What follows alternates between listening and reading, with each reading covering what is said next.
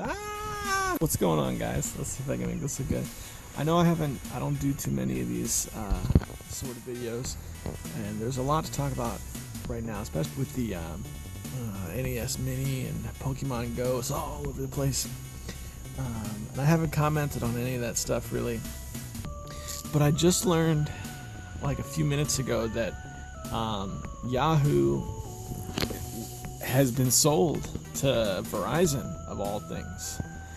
I'm not quite sure if I can explain the significance of that to some of the younger guys, but just to put it in context, when I was getting on the internet as just a lad, this was the days of like dial-up and stuff.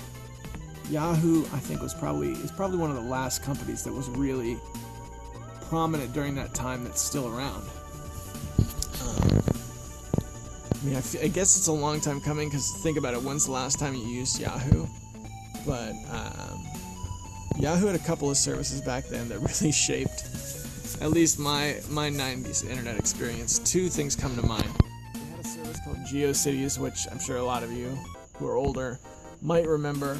A lot of the really young guys who were making websites and didn't really understand HTML or any of that stuff would use GeoCities to build early iterations of web pages.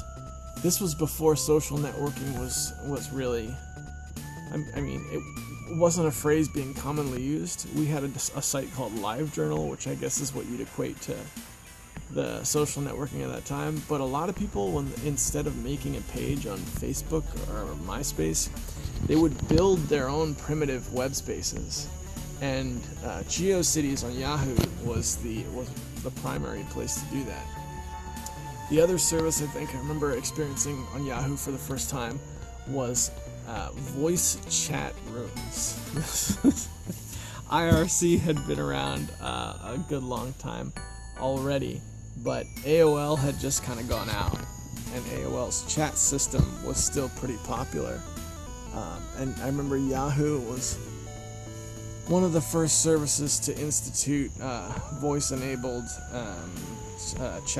internet chat service. And let me tell you guys, it was absolutely bonkers, because it was almost completely unmoderated at all. It's something I wish I could have captured on tape somehow, because it was absolutely bonkers.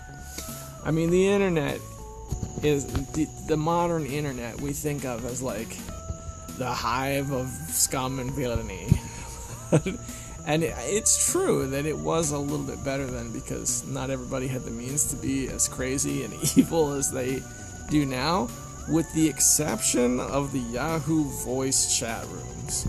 Those were pretty bad. Those were like a 90s, late 90s kind of look into what parts of the internet we're going to turn into later in life.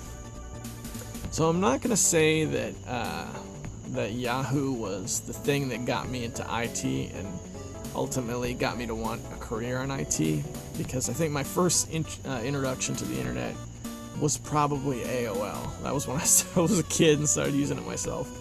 But that's it. Yahoo's all done. So, I mean, day to day doesn't really change much. Again, who's using Yahoo now? It's almost like getting the news that AltaVista.com finally closed. It's like when I found out Bleco closed.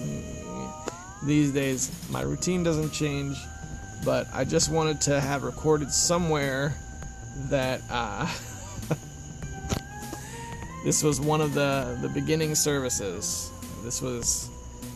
Yahoo was a page that was when search engines were still being shaped and there was no Google, and when main pages of search engines were still, it was still the norm to be covered with 1,000 links. And that's it. We're in a different era now. Alright guys, you have a good one.